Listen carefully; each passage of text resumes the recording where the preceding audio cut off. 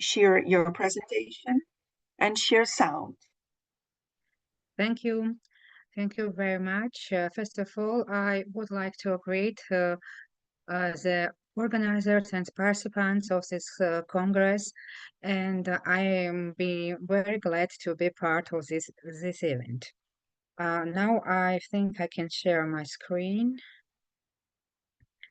for presentation. As Guanza has announced, the theme of my presentation is Parabolic language as a method of coexistence with censorship.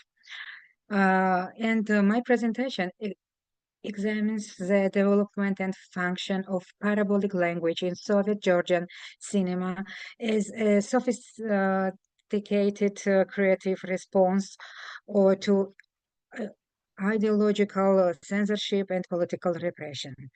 But now started with origins of and this few history from Georgian cinema's history. Um, The starting point of Georgian cinema history is 1908, when the first Georgian cinematographer Vasil Amashukeli began documenting everyday life with a camera. As in other countries, the earliest Georgian films were primarily short documentary chronicles. But in these films, you could one could sense an attempt to break free from theatrical aesthetics and develop a distinctly cinematographic way of thinking. And there are pictures from first Georgian full-length documentary, Akaki Tsereteli's Journey to Raja Lechkhumi, created by Vasil Amashukeli too. But after Georgia was annexed by the Red Army in 1921, and soon became one of the Republic of the Soviet Union, the attitude towards cinema changed entirely. The young Soviet authorities needed to consolidate their power, attract like-minded supporters, and govern the masses. Under such conditions, cinema became one of the most powerful ideological instruments whose purpose was to spread specific ideas and unite citizens around them. At the same time, the authorities kept watch over their citizens' every step. Georgian cinema found itself repeatedly subjected to restrictions and control. Any film that did not fit within the boundaries acceptable to the authorities could be banned or destroyed. It started in early 1920s with two films, which were, we can say, they were the first victims of censorship. One of them is Kote Mikhabaridze's My Grandmother, 1929, and Mikhail Galatozishvili's Jim Shwante, which means South for Swanetia, in 1930, both of which fell victim to censorship. Kote Mikhabaridze's My Grandmother is a satirical comedy infused with expressionist elements depicting the vicious cycle of bureaucratic governance from which escape is nearly impossible. This idea is rendered metaphorically in a scene when a typical Soviet institution is shown as an enormous round table surrounded by high-backed chairs that simultaneously serve as the doors of the institution's structural departments, each bearing a corresponding inscription: director, deputy director, accountant, office manager, etc. Thus, seated in these chairs, rather than doing any work, are variously asleep, playing games, or occupied with writing loud letters. Thus, who come to the institution on business are forced to walk in circle around this table. Despite the fact that in the film's final, the authors expose the corruption of the system and call for struggle against it. The fate of my grandmother proved difficult nonetheless. Following the release, the film was pulled from circulation within a matter of days by order of the authorities. There are pictures from this film, and the second one was Mikhail Kalatozishvili's Jim Schwante, uh, which had equally difficult fate. And in this film, life of Georgia's highland region is rendered with remarkable stylistic and formalist invention, using innovative technical methods to achieve genuinely poetic effects. But something that simply did not fit within the narrative style acceptable for Soviet cinema. It should be note that my grandmother already displayed a tendency that would later become characteristic of Georgian cinema's parabolic language, the conveying of meaning through metaphor and humor. It's episodes from Jim Schwante. And the most interesting period was in 1960s and 70s, which we can call the development of parabolic language. But a truly pivotal date for Georgian cinema turned out to be in 1955 when the joint debut film of young directors Tengiz Abuladze and Rezo Chkheidze, Magdana Stanki, was released. A film that went on to win one of the prizes at the Cannes International Film Festival. The second half of the 1950s was in general a particularly significant period for the Soviet world, both politically and culturally. After Stalin's death, the new General Secretary of the Soviet Union declared a course of relative liberalization at the 20th Party Congress in 1956. One that had an impact not only on cinema but on Soviet art and literature as a whole. The period entered Soviet history under the name Ottepel or the Thaw. Also, this time proved to be rather short-lived. The inertia of this brief period of relative freedom extended into the 1960s, when a new generation of directors arrived in Georgian cinema. Parabolic language in Georgian cinema developed in the 1960s through the work of these young directors who had come into the national cinematography. Parabolic language was a form within whose framework Soviet Georgian cinema of this period managed to address problematic themes, to speak while circumventing censorship and restrictions, to pursue new expressive forms, and to give the screen over to entirely new, imperfect protagonists. It became possible in cinema to show not only the lives of model collective farm workers or workers in newly built giant factories, but contemporary heroes, real people living in the 1960s with their problems and heritages.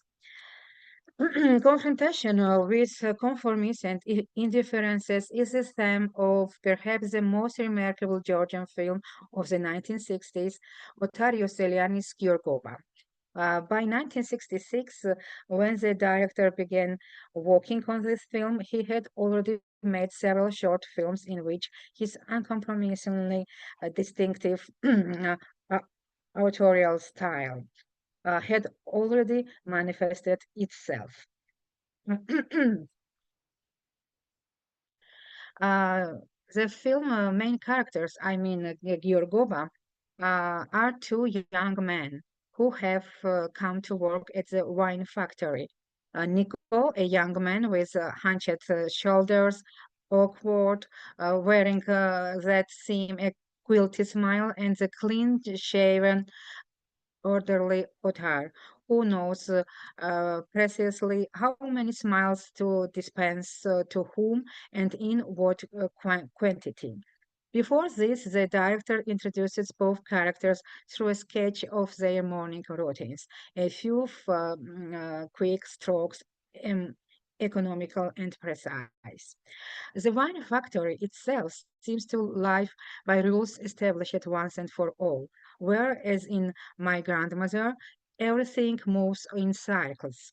The workers carry out their duties listlessly and without enthusiasm. The laboratory staff and technologists are entirely indifferent to the quality of the wine being bottled in their factory. What matters is that the plan is fulfilled. The director plays billiards in his office while his son practices music on an instrument in the same room. A way of life set and accepted once and for all, a closed circle within which the people are so accustomed to the exciting state of affairs that the thought of any resistance does not even occur to them. It is Nico who turns out to be the one person with enough courage to stand up against this deplorable situation, to rebel against the closed system, to pour gelatin into barrel number 49, and to prevent the bottling of Saperavi wine has not yet properly fermented. The life of Gergo on screen proved quite difficult. It was nearly banned immediately upon release. A campaign of provocative letters was organized in which winemakers demanded the film be pulled from screens and destroyed. At the session of the State Committee for Cinematography, particular attention was drawn to the number of the fateful barrel into which the substandard Saperavi had been poured, number 49, in which some read a reference to the years that had passed since the revolution of 1917. A reference was seen. All of this formed part of a grand party intrigue that might have period this remarkable film. But yeah, another positive characteristic of parabolic language is that, with its help, censorship sometimes overlooks quite witty episodes and its judgment can be steered in an entirely different direction. For example, the film passes the Moscow barrier without difficulty. For the censors, their Ioselianis picture, with its grape harvest, winemaking, and liturgical chants, represent a kind of exotization of Georgian culture. As time passes, the perception of the film changed too. The story of wine factory becomes increasingly generalized and multifaceted in its resonance. And today it is read as a model of the Soviet Union itself. As the director himself notes in one interview, all of his films are parables, and it is already the viewer's task to read them, though a parable is always grounded in reality. And the second film, which I want to mention, is the eccentrics created by Eldar Shengalaya. Folkloric convention and sadness blended with humor can be read in the 1974 film The Eccentrics, directed by Eldar Shengalaya, with a screenplay by the remarkable Georgian playwright Rezo Gabriadze. The film contains an ironic critique of Soviet reality that is, at first glance, almost imperceptible. The film's plot seems simple enough and carries elements of a folk fairy tale. An ordinary village boy, Ertaus, after his father's death, sets off for the big city to pay off debts and seek his fortune. There he experiences his first love, and it's because of her that he ends up in prison, where he meets an elderly scientist and quite unexpectedly also receives an academic education. The old scientist's dream uh, is to build a flying machine to overcome gravity and to take flight into the sky. It is this idea that unites him and Ertaus. After prison, they find themselves in the psychiatric ward where they bring their plan to fruition and indeed manage to take to the skies. The eccentric director Eldar Shengelaya would later remark, it was clear to us who we had to fight. The enemy was the Soviet regime. Our struggle took the form of a parable. Hemingway says that in art it is the surface of the iceberg that gleams, but the most important thing is what lies beneath the water. And where this is not the case, there is no art either. It exists today and will vanish tomorrow. A parable gives you the means to achieve this. The censors, for example, accepted the eccentric as a fairy tale. What lay beneath the water. That is the striving toward freedom. They could not grasp, and so the film made it to the screen. The parabolic language used in the films of Georgian directors was distinguished by one particular quality. It stood far removed from moralizing and didacticism, as well as from satire. They did not attempt to lecture anyone or to ridicule. It was more an act of self-irony and an attempt to convey bitter reality through humor at a time when you could change nothing, yet, yet still strive to express your own attitude. And developing of parabolic language continues through the existence of Soviet Union in 1980s too, and it's has some new kinds, and one of them is prophecy of the Soviet Union collapse, which we can see in several films, and I want uh, to stay on two of them. It's Georgy Shengelaya's Young Composer Journey and Eldar Shengelaya's Blue Mountains or Unbelievable Story. The action of young composer's journey unfolds at the beginning of the 20th century, in the aftermath of the suppressed revolution. At first, nothing seems to forebode ill. A young man, Nikusha Chachanidze, has resolved to set out on an expedition traveling from village to collect examples of folk music. But despite the apparent innocence of this intention, a sense of lacking danger never leaves you throughout the entire films. The celebrated Georgian critic, writer, and publicist Akaki Bakradze, in an article dedicated to Shengelaya's film, called this state of affairs a tranquility filled with forebodings. That this tranquility is illusory becomes apparent on the very first day of the young composer journey. The idyllic village scene at the spring is shattered by the sight of a man beaten nearly to death. Almost everywhere Nikusha goes, he is taken for the organizer of some conspiracy, and no one believes that he is merely a harmless collection of folklore. Strange things happen around him. His hosts speak to him in cryptic allu- illusions and evade from him a call to action. The circle of that's pursuing Nikusha gradually tightens. In almost every house where he has been a guest, a punitive squad arrives after his departure and settles scores with the inhabitants, each time for more brutality. And we can see in these films some elements that characterized the period, which in Soviet Union history called era of stagnation, the historical period during which the Soviet Union lived nearly 20 years. Outwardly, the crisis was not yet felt.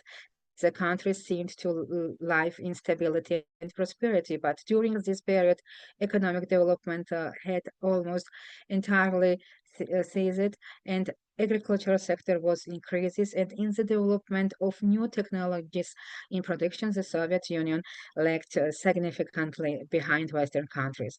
It was precisely the results of this stagnation during the era of stagnation that were later reflected in the economic problems, which no less than ideological confrontation had their effect to the process of the country uh, disintegration.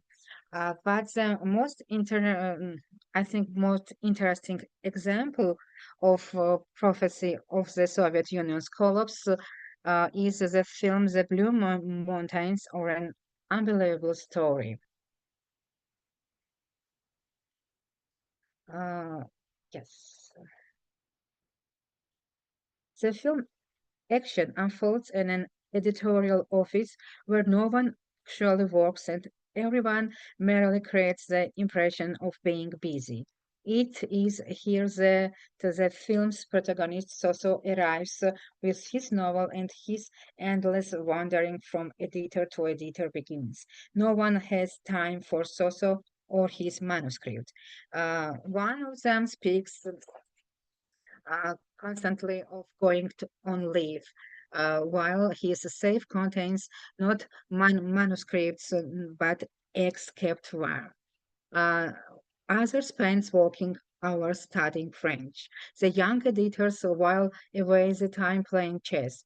The director of the institution is perpetually lost at banquets and plenary sessions. And on the rare occasions when he does dash into the office, he answers every question without a moment's though with. Very good.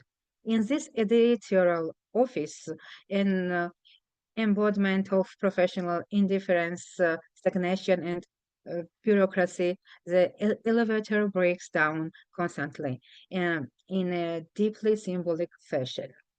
The film action is constructed on something like the Princess of Rondo. It is a circular movement in which the main theme recurs as a refrain, alternating with secondary themes.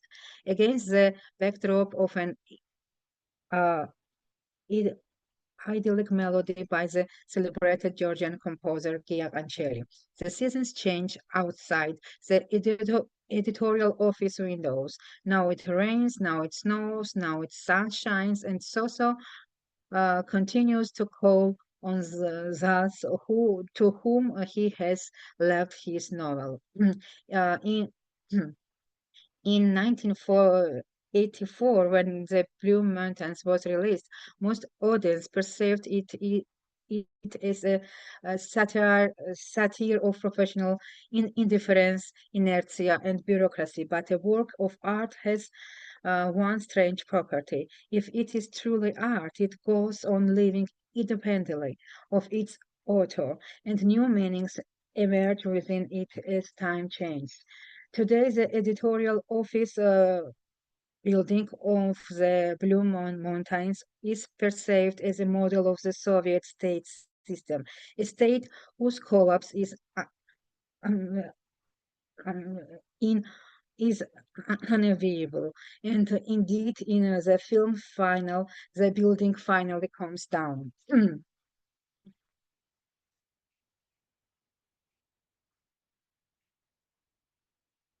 The parable is one of the oldest narrative forms ever created by humanity. It frequently employs irony, allegory, and illusion. It builds a system of conditional symbols, dense with subtext. in hints but never fully explains. In a sense, a parable turns its reader, listener, or viewer into a kind of co-author and fellow conspirator who must translate the message and decipher the author's intent. Through the analysis of specific films, we have examined the historical, ideological, and aesthetic conditions that shaped the forms of parabolic expression in Georgian cinema, its mechanism, its developed manifestation, and most importantly, its significance and an act of cultural resistance. Thanks for attention. Hope I was not so bored. Thank you very much, dear Tamtam. Any questions or comments? You can raise your hands.